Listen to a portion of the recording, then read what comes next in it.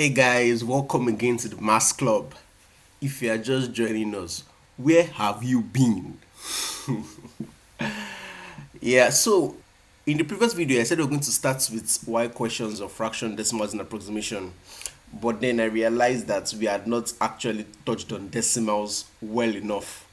Right? Things like converting from a decimal to a fraction, types of decimals, all those things. So this video is just for that, right? Talking about decimals proper. Let's get started. So types of decimals. What are the types of decimals that we know? So the first is the terminating decimal number, right? So a terminating decimal number, they have what? A finite number of digits just after the decimal point. So when they say finite, that means is not onto infinity. Infinity it can be 1 0, but when it's finite, right, that means that there is a particular number of digits after the decimal point, right? So an example is 98.678. You can see that we have a finite number which is 3. Like there are 3 values just after the decimal point. We know this for sure. So the next type is the non-terminating decimal point. So have you ever probably take out your calculator, try 1 divided by 3. What's this giving you? 0.333333 something, right? So you see that it does not have an end, right? So these are non-terminating. So these are numbers where the digits after the decimal point of the non-terminating decimals, right, they repeat endlessly. So you just go in 33333 till whenever it's tired of stopping. I've noticed it, your calculator is able to handle it by it give you just a few number, right? Maybe 1.333, maybe with a dot or something like that, right? Or to cut it short in righteousness, right? So this is an example, 0.3030. You can see this dot, meaning that it goes on and on and on. So another type of decimal that we have is the recurring decimal numbers. So these are numbers that have an infinite number of digits after the decimal point. Let's see. So look at this. You can see this bar on top. What is this bar symbolizing? It means, and look at it, let's break it down. It says recurring decimal numbers. So that means that the decimal numbers, they keep on recurring. So look at it. This bar here is, so when I have something like 4.78, right? 78, 78, 78, dots, right? You can see that the 78 is recurring. So you can see the decimal portion is recurring. That's why they named this recurring decimal numbers. So to be able to get that for that, there's something called the bar that they put over the ones that repeat. So you can see that the 78 is the one that's repeating. So you just put a bar here. When you see this bar, it means that 78 keeps on repeating itself endlessly. Now the fourth type is a non-recurring decimal number. So these recurring decimal numbers and non-recurring decimal numbers are just type of the repeating decimal numbers, right? But just that these ones, they have a pattern. This one's like the same number repeats itself, while for this one, different numbers, right? So these ones are the non-terminating, right? Meaning that they are repeated, right? As well as non-repeating. So it's non-terminating and it's not repeating like this 7878. Right, so an example is 56.78965. I mean, you could get different numbers after it. So these are the types of decimals. Now we're going to look at how do we convert non-repeating and finite decimals to fractions. So it's non-repeating and then it's finite, meaning it has a particular number of decimals after the point. So I put in steps. The step 1 is write down the decimal divided by 1. So you have the decimal divided by 1. Step 2, multiply both top and bottom by 10 for every number after the decimal point. So I'll multiply the top and the bottom by 10 for every number after the decimal point. Let's look at some examples. This one says convert 0.75 to a fraction. So let's see. 0.75 to a fraction. So step 1 said we should divide the decimal by 1. So if I divide it by 1, the next thing is saying multiply both top and bottom by 10 for every number after the decimal point. So how many numbers do we have after decimal points? We have 2 numbers. So if I multiply by 10, that means I'm saying times 10 times 10, right? Well, I say multiply it by 10 for every number after decimal point. So that's like saying times 10 times 10, or I can say times what? Times 100. So I can multiply the top and bottom by times 100. If I multiply 0.75 by 100, so this one will move how many times? 2 times. 1, 2. So that would be 75 divided by 1 times 100 is 100. I know I can be able to reduce this. That's something we're going to treat ahead. But for now, we've converted it to a basic fraction. So that's it. Right, 75 over 100. Now, let's see another example. So this is 0.625. Let's see. 0.625. I'm going to divide it by 1 first, right? Then multiply by, how many digits do we have after the dots? We have 1, 2, 3, right? So I'm going to multiply by 1, 2, 3, basically. So I'm multiplying by 1,000. Both the top and bottom, I'm multiplying it by 1,000. So 0.625, so this will move 1, 2, 3. 625 divided by 1,000. Great. So one thing I need to point out here is that you notice that whenever we're multiplying a decimal by 1,000 or by anything, it moves to the right, right? But if we are dividing, our dot will move to the left. So what do I mean? So if I have 0.625 divided by 10, right? Because it's division, it will not move to the right, it will move to the left. So this point will move to this place here. So that will be 0.0625. And 0.0625, I'll just put a 0 before it. So if I'm dividing, you can see I'll be moving to the left. But if I'm multiplying, I'll be moving to the right. So that's it. So that means by the time I move to the left, our point will be moving along with me. So if it was maybe divided by, so it was 0.625 divided by 100, right? I'll move to the left 2 times. Because the 100, there are 2 zeros here. So this is 1 and this 2. Right, so then inside this guy, I'll put the imaginary 0 and I'll put my dotted. So that'll be 0.00625. Just a good reminder in case you've forgotten this. So that is it. So the next thing I'm going to actually talk about is this example.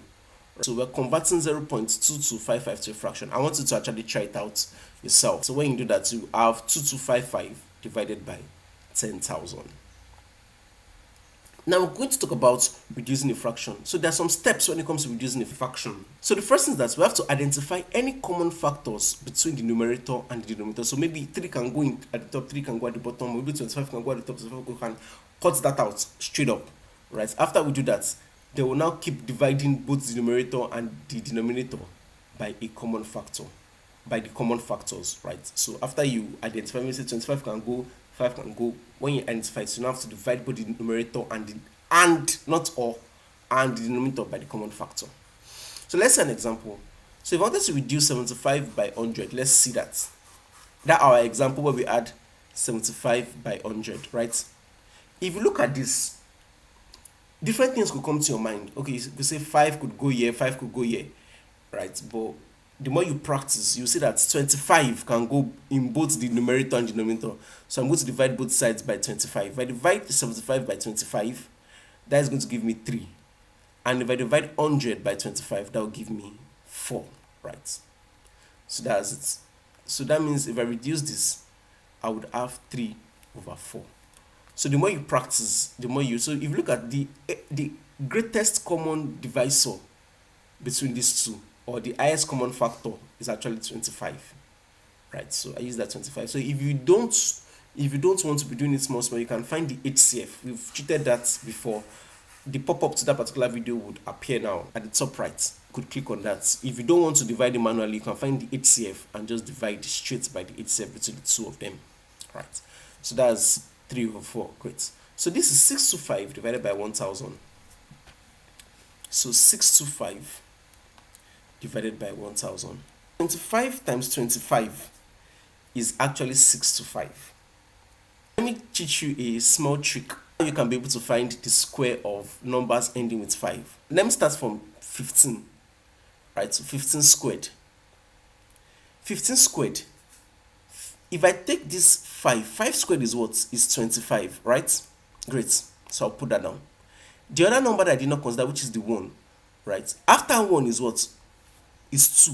So if I do 1 times the next number, which is 2, that will give me 2, abi?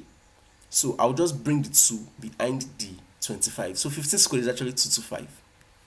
In case that did not ring, let's look at 25 squared. Right. So I'll take this first part. 5 squared is what?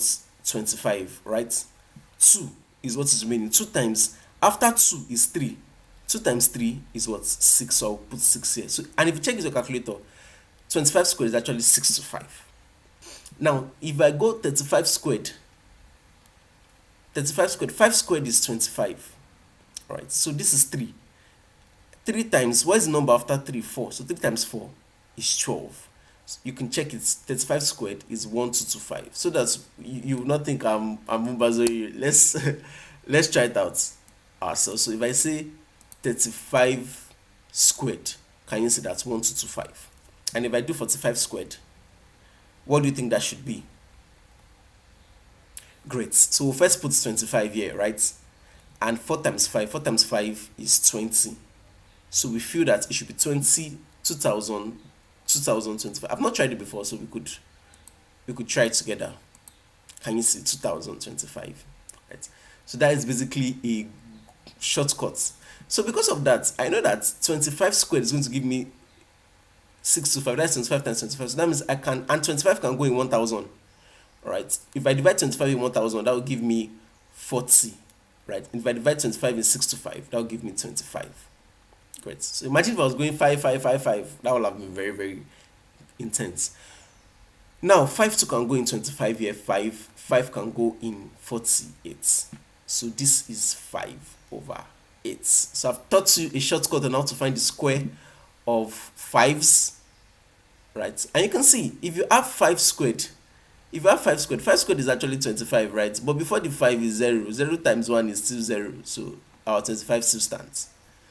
I think it actually has a terminating point where it does not align again, but this is a very shortcut of finding squares of 5s, right? So maybe 1, 5, 2, 5, and all of that. So our answer here should be 5 over 8. Great, 5 over 8. Now, try this one by yourself, and if you do it, your answer should be 1 over 4. Great. So the next thing we're going to talk about is converting repeating decimals to fraction. So it says let x be the repeating decimal number. So if I say x is 0.333, right? And now says determine the integer part, if any, and the non-repeating part of the decimal. Right. So the integer part of our decimal is 0. So for the non-repeating part of the decimal, we'll look at it in another example. So it says count the number of repeating digits in the decimal part and let that count be n. So if you look at the decimal, how many numbers are repeating? Only one, right? Which is just this 3. So that means our n is equal to 1 because only one number is actually repeating itself on and on. Right?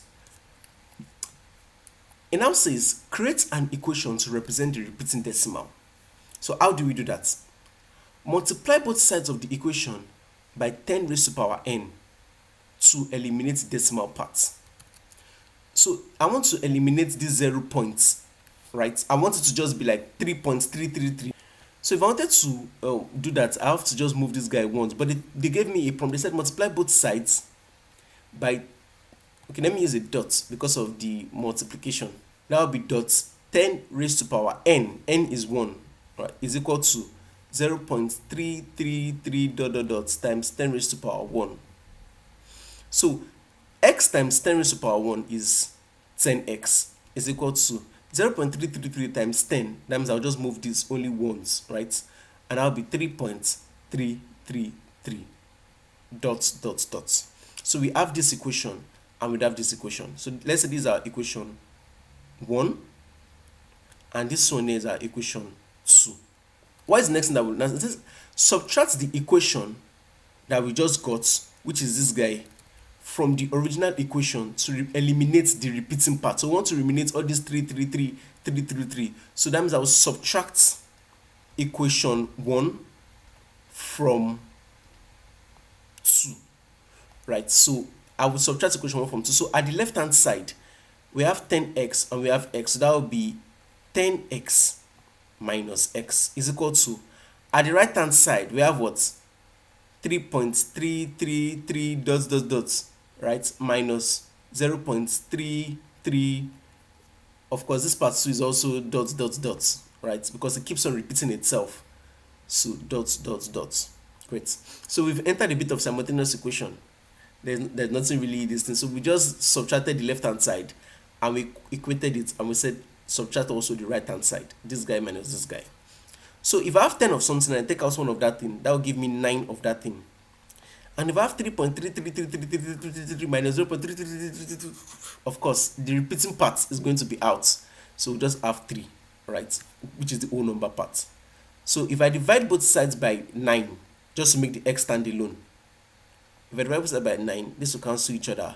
3 here 1, 3 here 3. So that means our x is actually 1/3. Great. So these are how you actually know how to solve like repeating decimals. So I understand that it might be a bit tasky, but by the time you solve like 2 more examples, it will be clear. What did we do? We said we put the equation that we wanted to convert to a fraction. We put it as our equation 1. Then because we wanted to eliminate the decimal part, we multiplied it by the number of decimals. So number of repeating decimals. So I wanted to move these ones, right? So that's why I multiply both sides by 10 and by 10. After I did that, I wanted to get rid of the repeating parts, which is the 3, 3, 3, 3, 3. So I subtracted equation 1 from equation 2. That way, I was able to get 9x is equal to 3, and I divided both sides by 9 to get my answer. So in that sense, this last part is solve the equation obtained in step 4 for x. And that's what we did. And then express x as a fraction. So we've solved this first example, which is 0.33333. So this next example says convert 0.09. You can see the bar, that means the repetition is for 0 and 9, so a fraction. So if I wanted to do that, that means my x is 0.09, right? 09, 09, on and on and on like that. So this is our x from the first step. Our n is, how many numbers repeat, right? Numbers that repeat are 0 and 9, so that means our n is 2, right? Then the next step is saying multiply our, let's say this is our equation 1, multiply the equation 1 by 10 raised to the power of n. So that will be x dot 10 raised to the power of 2 is equal to 0.0909 times 10 to the power of 2. This will give me 100x is equal to, so by the time I multiply this by 100, so I'll just move this guy 2 times, so that will be 9.0909, all of that, right? So this will be equation 2.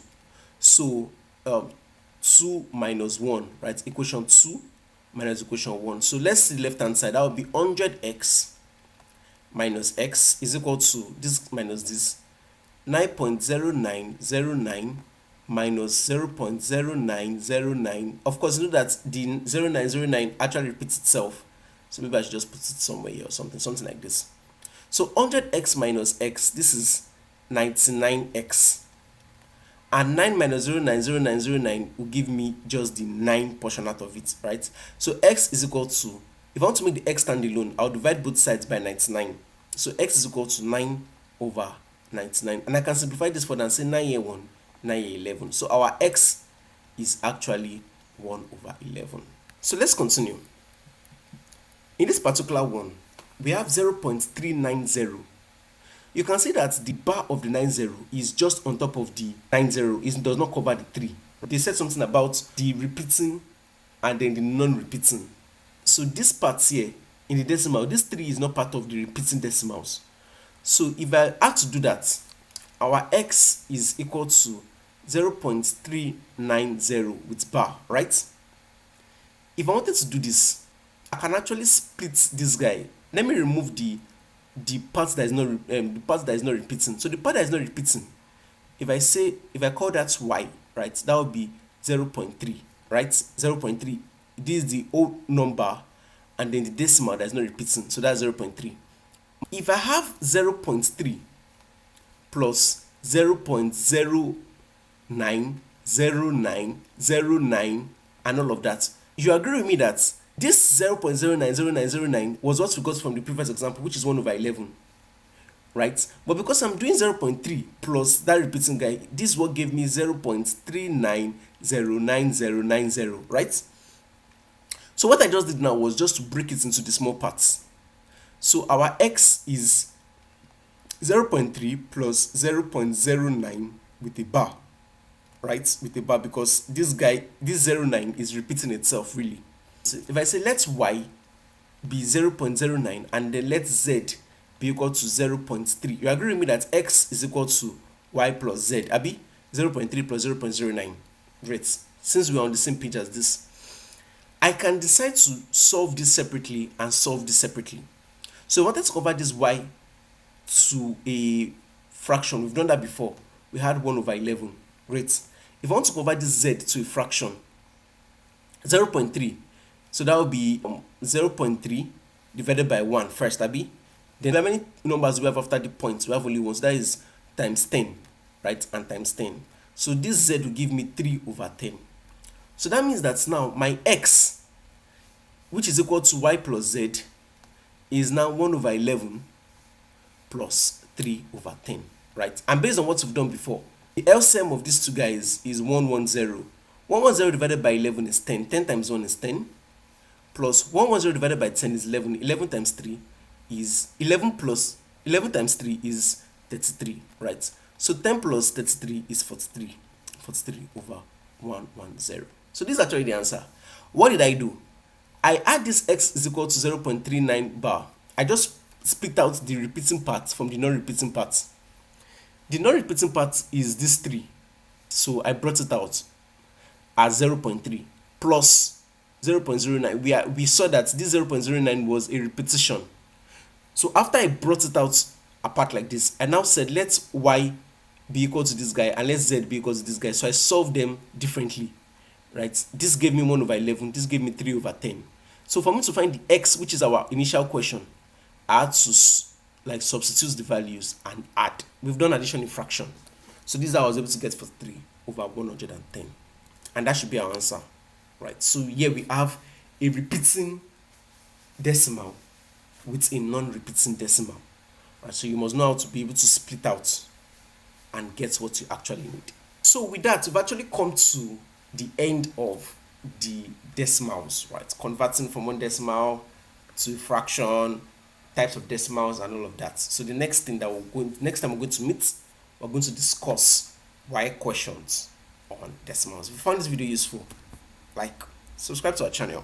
Comment if there's something that is not clear to you. I would respond to all comments. See you guys in the next video.